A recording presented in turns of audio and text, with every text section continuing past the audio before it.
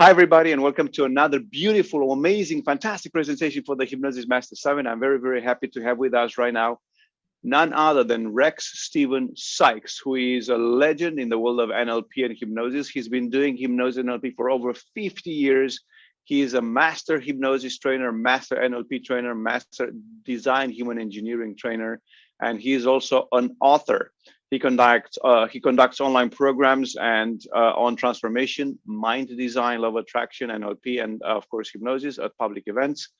He is an author, a speaker, a trainer, a business and coach, a mentor, an educator. He's so many things. He's done so many things in his entire life, and we're very fortunate to have him with us today. He's the author of the Attitude Activator and featured on Learning Strategies Euphoria program. So he's, like I said, has had over 50 years of working with the mind, with the hearts, with people, of course, of all things. So everybody say welcome to Steven Sikes. Thank you so much for being here with us today. Thank you for having me. And it's too bad that we're talking hypnosis and not how I stay so young and attractive. Yeah, exactly. Yeah. I mean, I think you used hypnosis for that, didn't you? You would hope.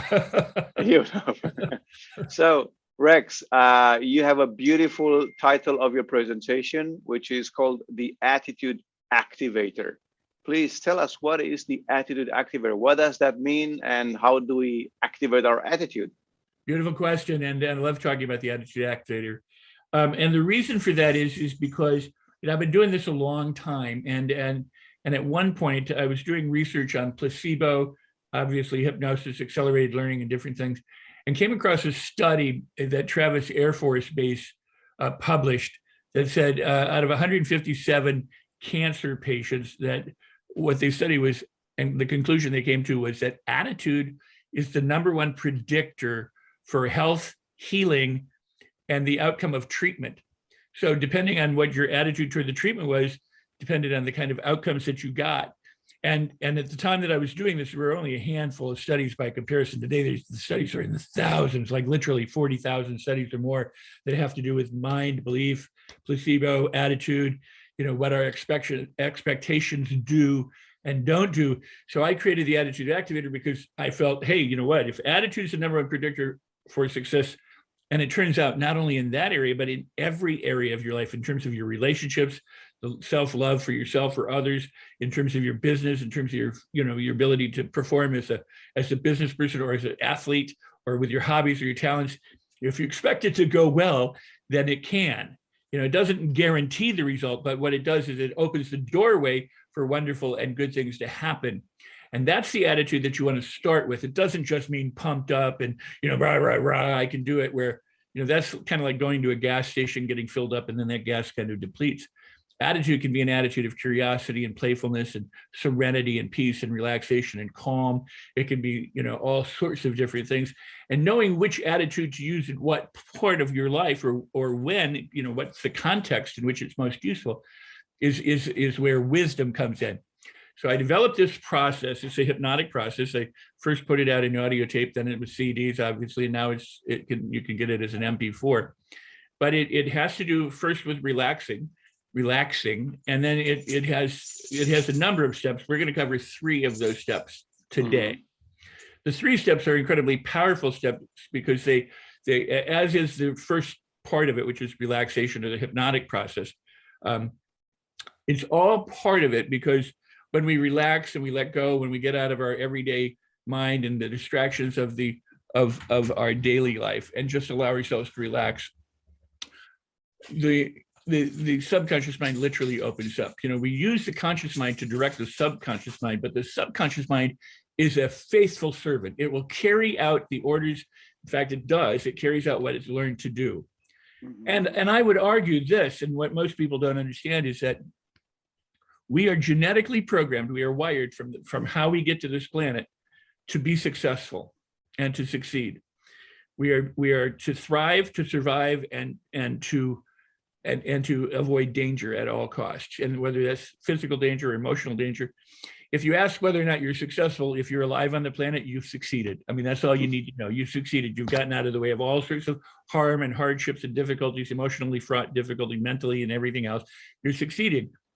The difficulty for most people is that they don't believe that they're a success, but they believe the conditioning that we got hypnotically while growing up between the ages of 0 to about 8 years old. During that time, we're primarily in delta and then eventually theta waves. And so we're a sponge. And so we start picking up negative programming. It can also be good programming. I mean, a person today can look back on their past and go, it sucked, it's horrible, it's terrible, it's bad. Or they go, it was so good, it was so great, it was so wonderful, but today pales in comparison. So you have a way of looking back, and if it keeps you trapped from being the success that you truly are, then that's what needs to be retrained. The good news is that we can retrain the subconscious mind to do what we want it to do, because it's going to carry out its programming no matter what. I'm going to get into the steps of the attitude activator in just a second, I promise, but here's the way of thinking about it. And I may have said this before, and if I did and you've heard it before, guess what? It's good to hear it a second time or a 1500th time. Yeah. The subconscious mind is like a horse. It carries everything out. It goes from to fro, where, but it does what it learned to do. So if it's a stable nag, by that I mean one that is one of these places where you go get on a horse, you pay to ride a horse, and it goes around the trail and it comes right back. It's learned to do that. That's all it will do. If you don't know how to ride it, you're just going to go on that circular ride, or you're going to stand where the horse is and it's not going to move at all because you don't know how to ride it. So you are literally the person in charge of the horse, but you don't know what to do. You don't know how to control it. It does what it does. But if you learn to become a good rider, then you tell the horse where it's to go. And this is the same thing with our unconscious mind, the subconscious mind. We program it to do what we want to do. And we do that through this hypnotic process. We do it through awareness and what I've used inside the attitude activator. So it starts off with relaxing, allowing yourself to relax. And you can do that in any way that you want. You can do progressive relaxation, you can do visualization, you can do however, breathe deeply, The first thing that the attitude activator does is it throws you into a situation where suddenly the music changes. It becomes a little aggravating. It becomes a little bit frustrating. What it wants to do is it wants to trigger for you an event when things aren't going well. Because guess what? That's when you really need to rise to the occasion. Because if everything's going fine, you don't really need it. You're already doing okay. But it's when things happen that we react to in the world. This is what most people need to wake up from. It's not hard to put people into trance at all. It's more and more difficult to get them out of the trance that they live in day to day. So if you're driving down the road and somebody gives you the finger or cuts you off and you immediately react with a less than glorious response, or you give them the finger back, or you're swearing or you're mad. Worse is that you go home at dinner time, and you say, this guy cut me off on the freeway, or this woman cut me off on the freeway, and you're talking about it 12 hours later. That's living out of habit. It's living as a victim to the horse, the subconscious mind. You're just doing what you've learned to do, but you're not responding, you're reacting. You're no more making a free choice than Pavlov's dogs when the bell got rung. You're just salivating at that moment. This is what the attitude activator seeks to do. It's to wake you up to that moment when the bell is rung and you start to salivate, or the bell is rung and you start to feel less than glorious, or the bell is rung and you get angry, fearful, frustrated, anxiety-ridden, depressed, doubtful, whatever it might be. And it has you notice that moment. When you first notice that moment, this is the beginning of change. Because if it operates outside of consciousness and outside of your control, and you have no say over it, you're just going to do what you've always done. And if you always do what you always did, you're always going to get the same results. So the very first step in the attitude activator is to start with a mild trigger of what is a less than glorious state for you. It's the present state that people find themselves in when they have a problem or an issue or something they want to change and they don't know how to change it. So it's triggering that so that you become aware of it. And once you become aware of it, once you notice it, once you go, I recognize this, something I want to change, then it's stop. It's literally stop. In the program, the music stops, everything stops, I go stop. The whole point is to stop. You noticed it, now stop and be different. But you have to stop. If you ever grew up driving, and your car does this anyway, if it's an automatic transmission, but if you grew up driving a stick shift, you go from first gear to drive, or from first to second to third, or from first to third by going through neutral. Neutral is a very important gear in the car because you always pass through it.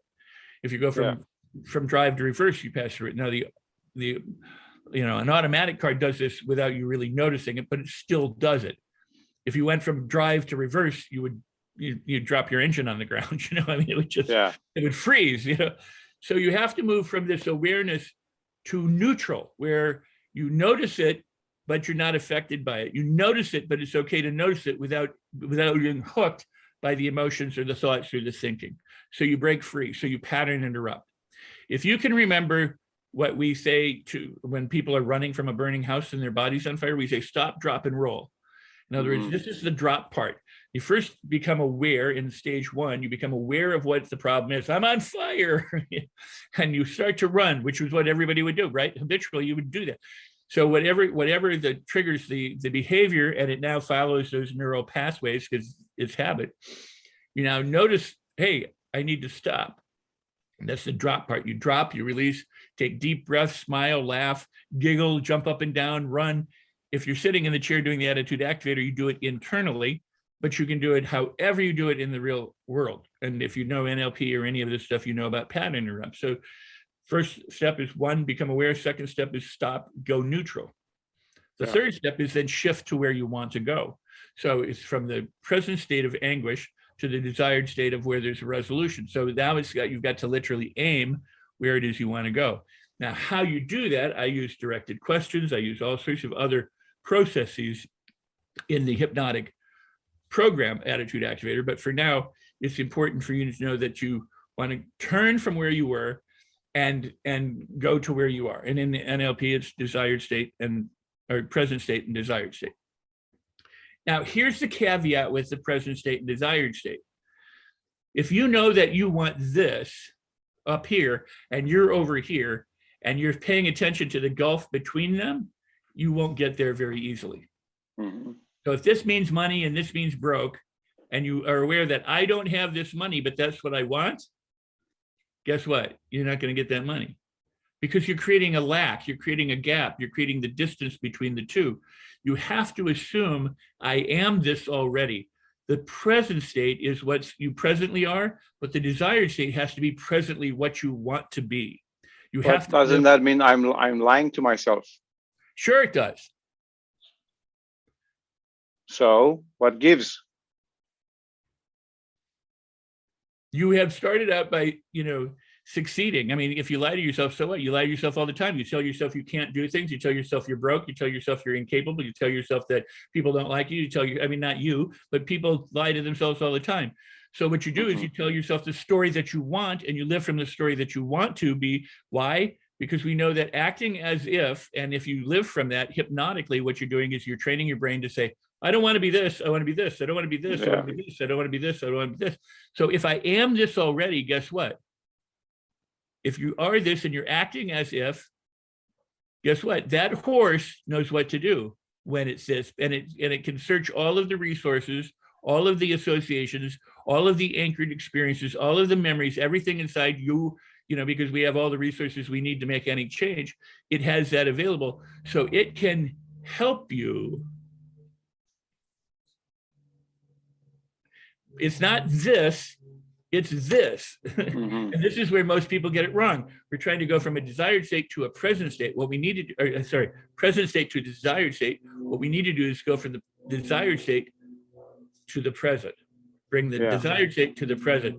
So you trigger what's ever going on, you stop, you drop, you roll, you release, you let go, you forgive, you forget, you do something, interrupt the pattern, and you shift into this state where everything is working perfectly. You're thinking those thoughts, you're feeling those feelings, you're behaving those behaviors in your imagination, obviously, in your visualizations, in your auditory your self-talk, in the way that you feel. You live from this place and you bring it to the present. Now, what are you doing? Now in your present, you get to act as that person. In your present, in your everyday awareness, you get to act as it. Doesn't mean that a lot of people use like things, they go, I want a car, right? Yeah. So if I said, I want a Mercedes, I want a Rolls Royce, I want a Bugatti, I want a Ferrari, I'm not going to tell my friends, look, I got one in the driveway if I don't have one. That wouldn't make me very popular. They think I was a nutcase. But it's okay if in my head, I imagine I have that car in the driveway. You may understand the difference? Yeah, I do. Yeah. All right. So now, but here's where most people go awry. Instead of transforming themselves to become the kind of person for whom getting a Bugatti in the driveway is easy, they just want the Bugatti. Yeah. So the first step is getting your attitude right. And what is your attitude? Your attitude is I can learn to do anything. I can master anything that I put my mind to as long as I'm willing to apply myself. I can have this. I can be this because I am this already. And there's another way to think about it. It's called transmutation. It's that you're making what seems invisible to you visible. What most people pay attention to is the circumstances around them. And they live from those. They look at their checkbook, they feel bad.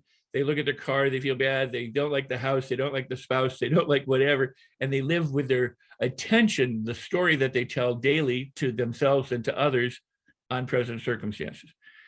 Here, you live from what's called the feeling of the wish fulfilled. Here is what you want to be living from and paying attention to these circumstances. So I think I might have talked about it in the NLP program. The Wright brothers, for example, didn't know how to fly until after they flew. Well, just as much as a child doesn't know how to walk until they walk. Exactly. But they keep doing it without regard. In other words, if a child stops and gives up somewhere along the line, it would never continue to walk. But adults have been trained to give up, especially in the United States. So let me stop you right there. So what do you think makes people give up faster the older they grow? I don't know that they give up faster the older they grow. Well, I mean, when you're a kid, you know, you start learning to walk. Yes. You know, you're not like doing it once or twice and then you're like, oh, fuck it, I'm not going to do this anymore. You like go again and again and again and again and again. You might even get frustrated, but a kid will continue to do it. Right. So what is the difference of a kid who is learning to walk, this attitude, and why isn't this attitude getting better instead of getting worse? Beautiful question. Through the life course. Beautiful question. Essentially, it says, I started by saying, I believe, if we go back to the beginning of the conversation, that you've succeeded, correct? Yeah. We're genetically programmed to succeed. Well, maybe I didn't. We talked about attitude being the number one predictor. We are genetically programmed to succeed. Our evolution is that. And that's why if you're alive on the planet, you're a success. Yeah. Right? Okay. So, and most people don't believe that. They tell themselves these other stories. When we are that little child between 0 and 8, what we do is we're getting impressed upon us the beliefs, the values, the experiences of other people. Yeah. We respond to sounds, whether they're pleasant or not pleasant, and feelings, whether they're pleasant, not feeling, whether we're safe or not safe, and we draw conclusions about the world. In the United States, for example, we have some aphorisms. We say, think of baseball. There's first, second, third base, and then you're home. All right. And you can strike out anywhere along the line, but you think about it, you get 3 chances to get home. You go from first, second, third, and then run home. In our culture here, we say, if first you don't succeed, try again. So if you try 2 or 3 times and then give up, this is what we've learned. We take exams in school. We are culturally conditioned to pass or fail. And if we fail enough times, then we feel like a failure. All it means is you didn't pass an exam. It doesn't mean you're a failure. But because of our conditioning, we take that on ourselves. That's why Aristotle said, give me a child who's 8 years old and I'll show you the adult. Because by 8, that child's already formulated how they will approach the world. This is why I started by saying it's more important to wake people up to where they're triggered or where they're limited or where their attitudes don't serve them or where the stories they tell them isn't working, because we're more in that trance. We're paying attention to circumstances, and the circumstances go to verify. So, for example, if you don't have money in your bank account, what's the fact? I don't have money in my bank account. But then, as we know in NLP, we have what's called the complex equivalence or cause and effect, or a mind read. So we say, well, because I don't have money in my bank, I'm a failure, or that means I'm a loser, or that means I can't do things, or everybody thinks I'm stupid because I'm broke. So we have, we fashion these things around us, and the key for me was, how do we get people free? Well, the only way you get them free is if they can discover what prison they're in. And when it comes to the thinking prison, thoughts happen very fast. We notice not the thoughts so much as we notice the feelings. So someone thinks something and they feel bad. One of the best ways to change the thought is to first notice the feeling and go, this is an unwanted feeling. So what must I be thinking? Because you're not going to be thinking, wow, I can do anything. This is beautiful. And what an incredible day, and feel crappy. Yeah. So you, by noticing where your feelings are, you can notice what you're thinking. So you want to change your thinking. So, you relax, you let go, you notice what triggers this, you let that go, you drop it, you pattern interrupt that, and then you shift into what it is that you want. But instead of saying, I want this someday, you live from the feeling of the wish fulfilled. Why? Because we know that the subconscious mind doesn't know past or present. It just knows, past or future. It just knows present. You say 5 years to the subconscious mind, that's meaningless. Yeah. So that's why you live it. When you say, aren't you lying? Of course you are. But what you're doing is you're training your mind to say, this is what I want. If you understand directed questions, then you know that you're directing your mind, not just affirming something. Affirming, you can bat heads. But what we've discovered with the affirmation process, if you do it enough and you do it with positive emotion, you literally do trick yourself into believing it over time if you do it enough. And if you do it in a state of relaxation, using your imagination and visualization while in the hypnotic process, which we can debate whether there's an actual state of hypnosis or not. But when you're relaxed and your brainwaves are slowing down, and you start to affirm and or visualize yourself living in an ideal state and behaving in an ideal state. And not only that, we know this from research done with athletes, that when people are performing really well, you know what they're doing? They're not trying to perform. A golfer who's performing, or a pianist who's performing, or a violinist, or somebody running a marathon, an Olympic athlete, they're not trying to win, although they are. They're not trying to win. They're remembering their body memory. They have trained themselves to habitually behave in a certain way when the gun goes off, or the starting mark goes off, or the dive, the subconscious takes over.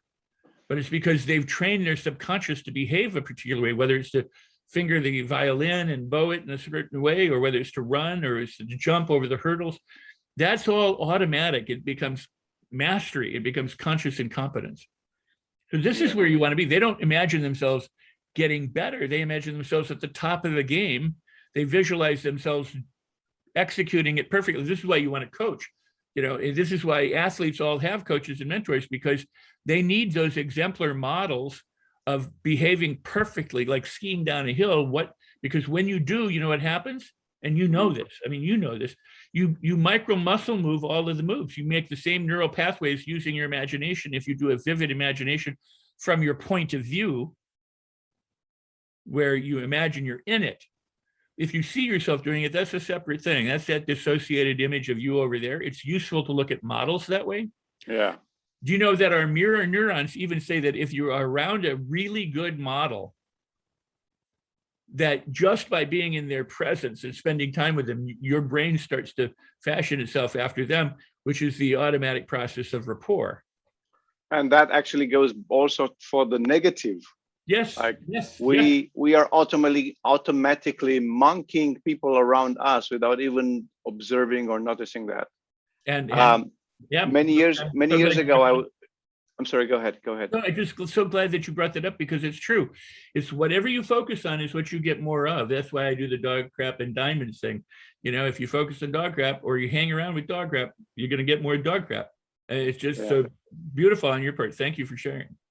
Yeah, I was just, kind of like supporting that affirmation. Many years ago, I was living in a different country, and I was working in an office with a lot of British people.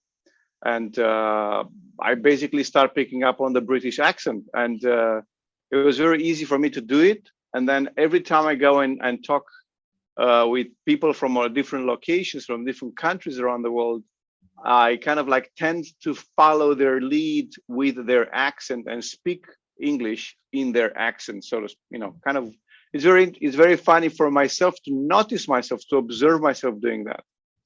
Me too, because where I'm living now is not where I lived. I'm in California kind of thing. And I now hear the the accent of me, and every now and then I actually hear myself say a word, and I'm going, oh my God, I don't say it that way. That's not. But yeah, I mean, we do. It's researchers will call it unconscious mimicry, but it's deeper than that. So it is those mirror neurons. I mean, it is the tendency of birds to flock together, or like to like. Similar. So this is why people get together. Think about it. They get together for coffee in the morning or tea, and they complain about the world and politics and religion and government and everything that's wrong. And I mean, think about how you start your day that way. What if you get together with a group of people? Like some people go to prayer meetings, some people go to affirmation meetings, some people go to inspirational things. You start pairing yourself up with the people who are positive and wonderful, and you're making things happen. That's why I think it was Jim Rohn who said you are the average of the 5 people. Your income is the average of the 5 people you hang around with. I never thought that was real until I started hanging around with people whose income was far bigger than mine, and then watched what happened because I was hanging around with people who had no money. I was like, I got money. I mean, I got what they got. But if you up level who you hang around with, then suddenly you notice, that either you join them or you leave them. Yeah. Awesome. So the point. So again, the point is what in order to program yourself, you need to leave where you are, alone, recognize it, drop it, shift into neutral, from neutral, go to the present state, and then live that present state now. Now, the attitude activator helps you with other things, but it brings it to now. And so, for example, people who use the attitude activator have used it to get up in the morning, but they use it to go to sleep at night.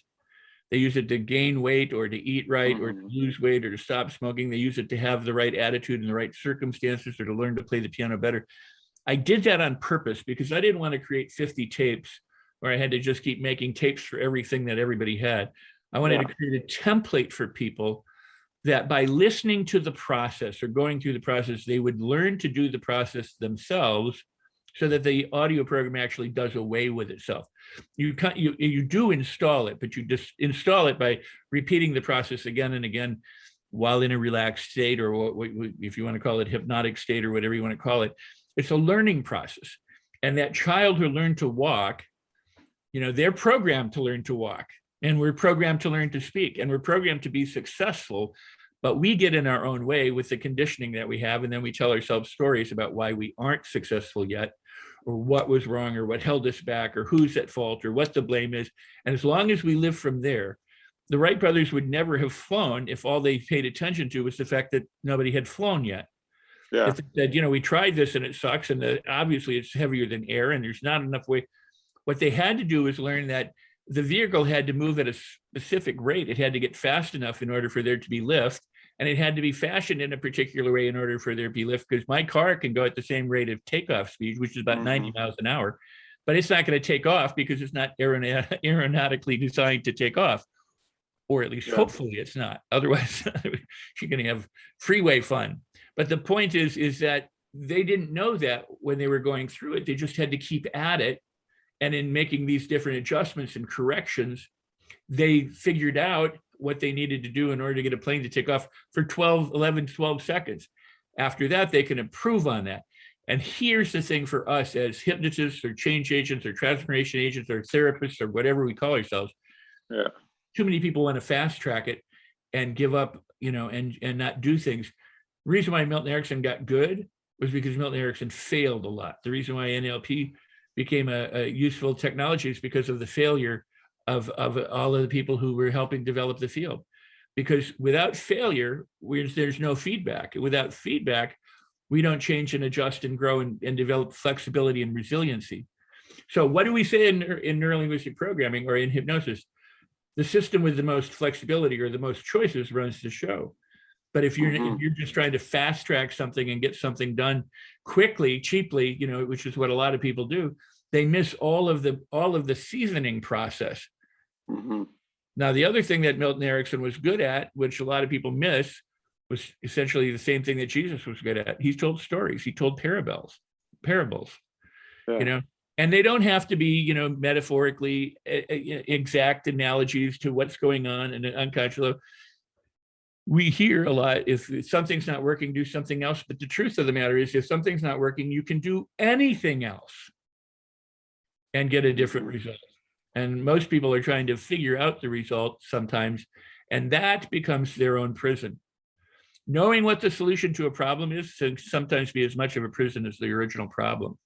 And a diagnosis oftentimes, or a prognosis, is often as much a prison as it is anything else. Because if somebody walks in and they say, I have this problem, and you agree, and you're a doctor, you're an expert, you're a therapist, you're a hypnotist, you're a counselor, you're whatever, or you say, well, listening to you, I think your problem is this.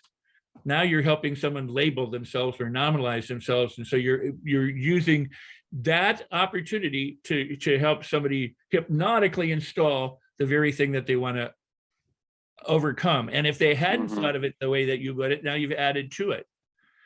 So the way that we communicate, the way that we interact with people is incredibly important. You know, the placebo effect is amazing. If somebody comes in and says, I have this problem, you go, oh my God, in your head, and you think, oh my God, that message is being communicated in countless ways non-verbally to them, even if you're able to mask the look on your face. So just like we were saying before, if you hang around with people who are negative, you're going to pick up the negativity. So it's incumbent on us to learn how to rise higher and not believe when somebody says, I have a problem. It's not saying you're stupid, you don't have it. It's not ignoring that, but it's giving people permission to be other than what they label themselves, and to not be quick to label them. Because if we label them, wow, unless you label them successful and a winner and able to make all the changes, you know, to live their life gloriously, then you're really kind of contributing to their problem. Yeah, awesome. So let's just recap again the 3 steps for the attitude activator. So first is relax. All right. I mean, before you do anything, just relax. Just get into a nice, pleasant state. And I mean, because this you can do with somebody else. You help them relax, and then you say, okay, we're going to bring to mind, you know, some trigger, some event, some circumstances where you're less than glorious. Not the worst thing ever. Let's do it by baby steps, but something, you know, you're frustrated. You went to, you know, saw your boss and you felt like you couldn't talk to your boss, or, you know, somebody, you know, you got angry. Somebody gave you the finger. You want to stop getting angry on the freeway. Somebody gives you a finger and you feel it. So you let that trigger come up and you become aware of it. What's going on? You start to ask yourself, you'll notice it. What are you thinking at this moment? You want to slow it down when you become aware of it. But you first want to notice, how do you feel? Where do you feel? What are you thinking? How do you represent it? That kind of thing. And then stop. And then let all that go. So you notice it. Notice what it does. Just a dip, like putting your toe in the swimming pool. You don't have to dive into the pool and wallow around in it. You put your toe in it, bring it up for a moment, and then stop. And then stop and free yourself completely. That means literally free yourself. Do whatever you have to do to get free of it. So if you have to move around, move around. Otherwise, take some deep breaths, smile, laugh, giggle, you know, sing a song, you know, pattern interrupts, you know, sing happy birthday, you know, count backwards from 100, whatever. Drop it, let it go. And now shift to what it is that you want. And it helps if what you want, you already know what you want. But even if you don't know what it is that you want, anything is better than where you just came from. Yeah. So what do you want to do? If somebody gives me the finger, I want to be able to respond to them in a different way. I want to say to myself, okay, pal, or okay, miss, have a safe, blessed day. I'm not going to let myself get stressed out by it. So imagine being that person who, when somebody does that now, is able to do that. But you have to go there first. You have to be the person who does that before you can practice it. Does that make sense? Yeah, of course. Yeah. So relax, you stop, and then you kind of like, you should have already the goal, the direction, and then you have to act. You gotta know what you want.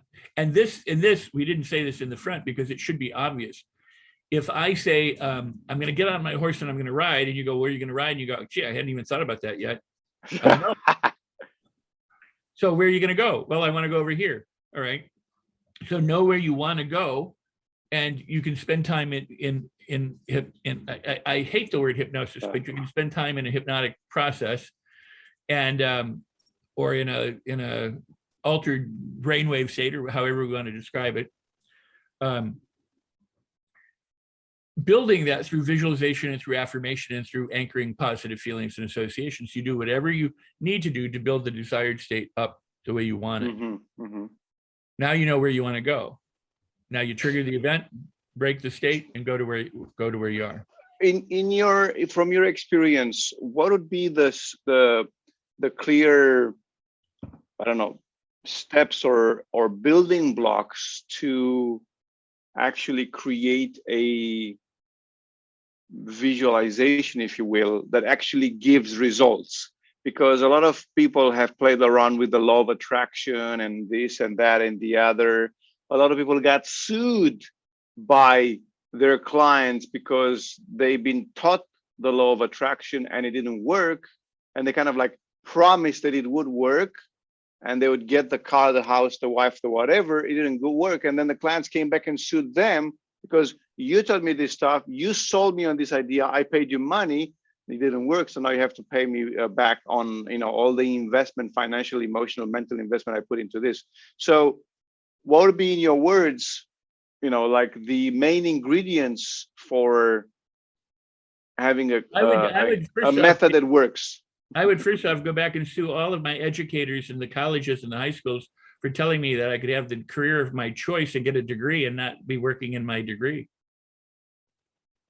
Yeah, but that was not the subject. That was a digression on my part. No, but I get it. So what I'm saying is we can always find a problem, and the point of the law of attraction, I disagree whether it works or doesn't work. I think of it like gravity. Gravity is always working, but if you crash your plane, it isn't because gravity just jumped up and grabbed you differently than it grabs everybody else.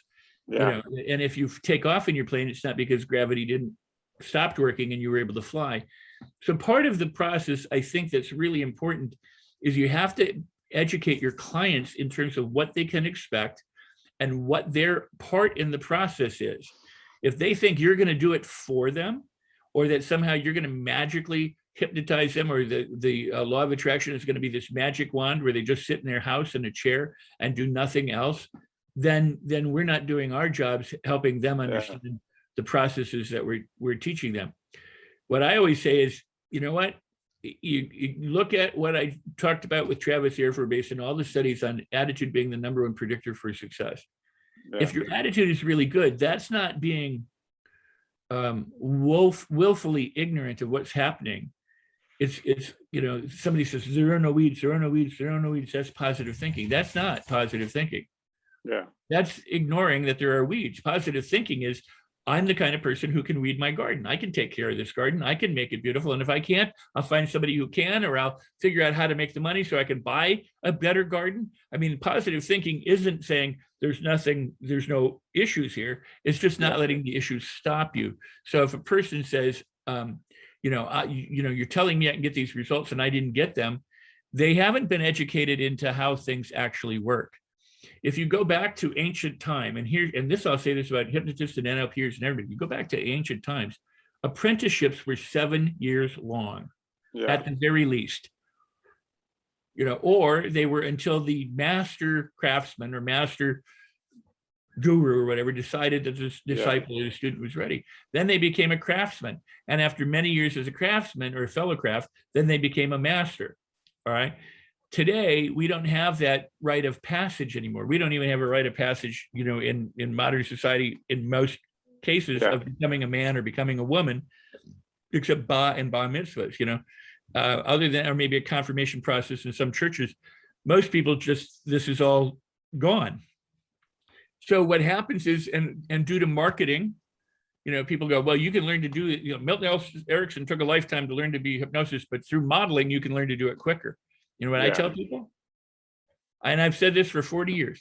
Milton Erickson took, say, 30 years. And if you learn to do what Milton Erickson did, and you can, in 29 years, 364 days, you did it quicker than Milton Erickson. Yeah, but also, this is so fun because it's like quicker doesn't mean better. It doesn't mean better at all. It doesn't mean anything. It just means quicker. It can be, so many people are quicker than others, but it's, what do you do with it? Why is quicker so fast, so important? There's this beautiful Zen quote where the disciple goes to the master and says, "Master, how much time does it take me to climb the mountain?" And the master says, 2 weeks. What if I run? Says, it'll take you 3 weeks. Yeah. Well, and Like, this is really, that's beautiful. I mean, really, it's true. Yeah. You need to teach your clients really that hypnosis isn't a thing like a magic wand. It's a process that you can use to get better at things. And it's what athletes use. They use imagination, they use visualization. They may not call it hypnosis. They may not have somebody do that, but they've been doing this forever. And the research started to get really big on this, in the 60s, 70s, and 80s.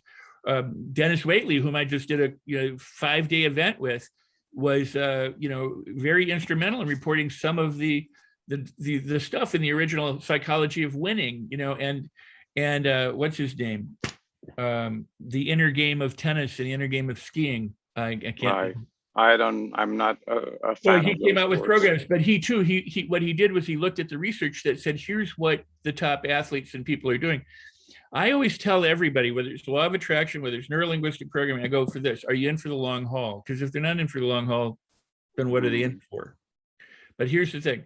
If you wanted to be an Olympic athlete, if your goal was to, say, be a hurdler or a high jumper or an Olympic diver, how long do you think it would take you? Dude, I don't know. I mean, well, how long does it take most people? Yeah, well, and also there's this saying that there's a time for everything, and if that time window flies, then you kind of like you're done. So if I want to be a high jumper now, well, it's kind of late for that, isn't it? I mean, at our age, maybe it'll be different, but but my point is this: is that there are people who dedicate their life to being an Olympic athlete so that they can perform for less than a minute every 4 years. Yeah. And they have coaches. Oh, I like that. They get the best coaches, they get the best mentors, they hang out with the best people.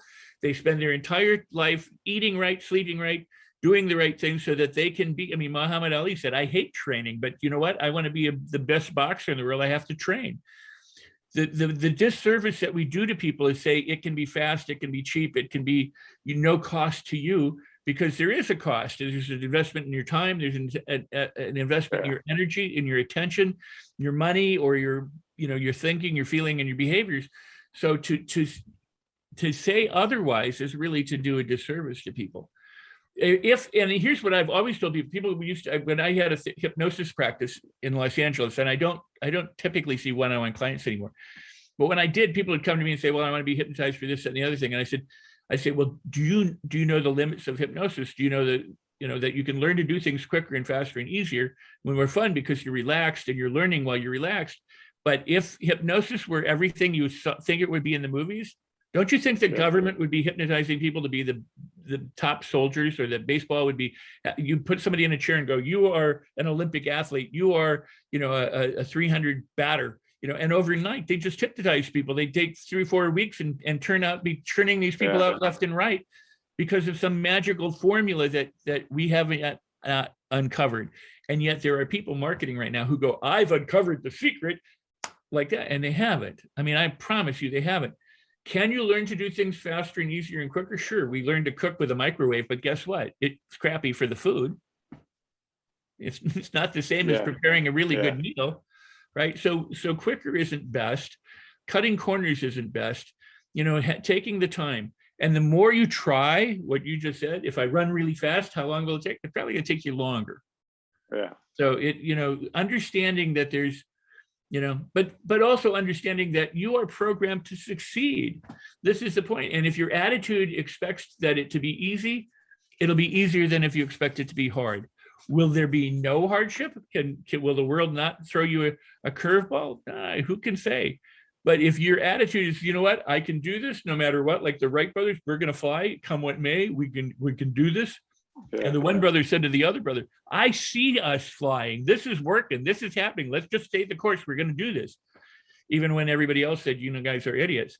So you can develop that attitude in yourself to overcome hardship and overcome any disability. In my show, All Things Rex on on the Tribune channel, the Los Angeles Tribune. Yeah. I have people who've been quadriplegics for 20, 30, 40 years who said, you know what? Life is too short. I was not going to live as a victim. I was not going to let this, dictate who I am. In the thing we did with Dennis Waitley, there are people who've been paralyzed and different things if they can overcome that and live productive lives and be cheerful and happy and have relationships and, then if you can't, what makes you so special is what I would ask. Why, how come you can't do it? And all these other people who have more severe hardship, mentally, emotionally, physically, financially, spiritually than you do, how come they can do it? And the reason they can do it is because they decided to do it. They said, I can't live this way. I got to live another way. And they shifted from what was to what they could be. And then they made it their own. And that's what we do. The true magic is, and I'm going to say this right now. I hear people go, I healed them. I hypnotized them. They changed. I didn't do any of that. It's because they have to own the change.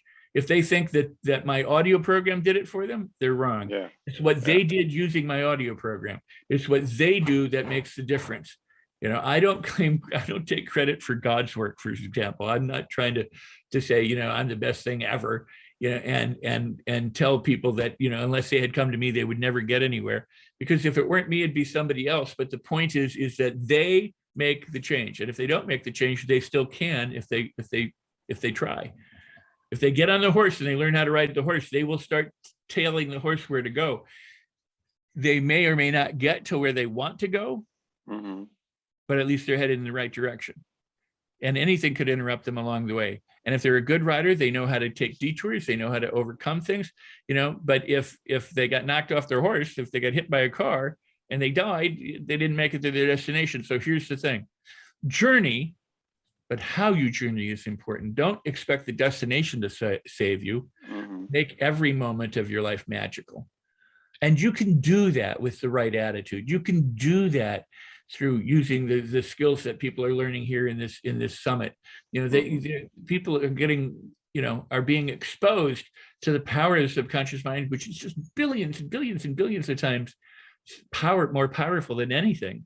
And it's about time to start using it that way, right? I mean, I'm going to stop with this, because if every one of us would stop and consider all of the processes that are going on in our body right now, cells are dying, cells are giving birth to, we're healing cuts, we're digesting food, we're eliminating toxins and waste, we're respirating, we're circulating our blood, we're making neural connections. You and I are talking, we're sitting upright, our body is being balanced.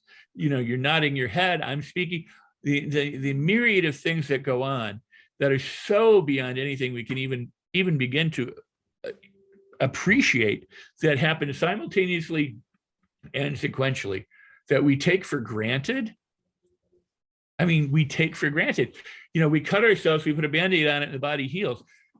If that's not incredible, I don't know what is. And then somebody say, I got a cold, and they complain about it, but the body will heal them.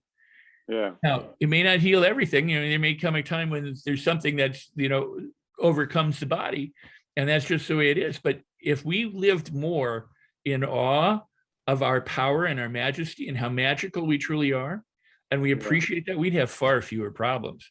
And when we learn how to direct these processes by making a powerful decision and sticking with it, and then repeating it until it becomes habit. How long does it take to become a habit?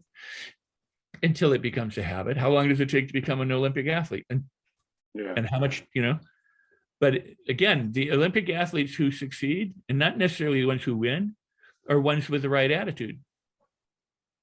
They may be worried about whether they win or not, but they're dedicated to doing it. And when that starting pistol goes off, unconsciously, their body takes over, because that's what they train their body to do. And you and I can do the same thing, whether it's business or relationships or health or finances or whatever it is. We train ourselves to do these things. The first thing to do is notice, if something is working, great, do more of it. If it's not working, which is what this process is about, is how do you get unstuck and move forward when you're stuck? How do you get rid of unwanted behaviors?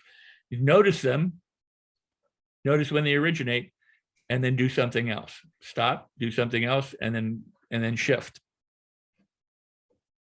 All right. So now we've kind of shifted, playing with the words here.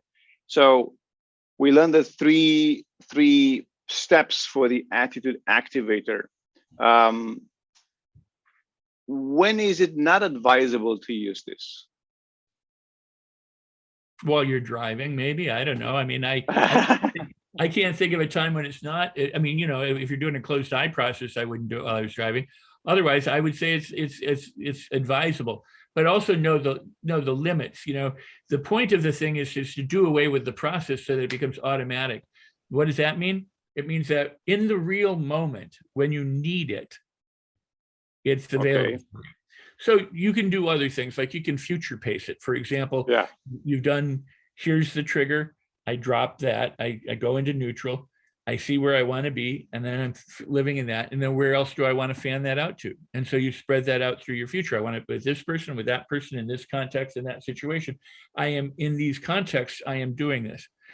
So ultimately, what happens is you don't go through the process. You can consciously anytime you choose, because you know what the process is, but you're wiring it in so that it's an automatic process for you.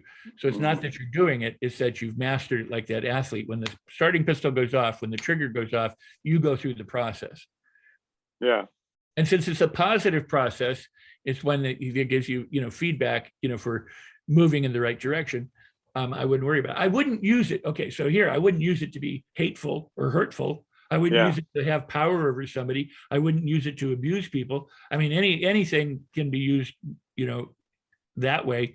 So I wouldn't do that, but I understand. Mm-hmm. Use your superpowers for good. I'm sorry? Use your superpowers for good. Yeah. May the peace be with everybody, not just with you. Exactly. The thing about the rising tide floating the whole boat and everyone in it is truly one of the better concepts that we could think about, because if everybody gets uplifted, I was around 25 when I decided that I owned this planet, and people got mad because I go, I own the planet. They go, well, what makes you think you're the owner? I go, doesn't mean that there aren't co-owners, and I don't walk through people's backyards without permission.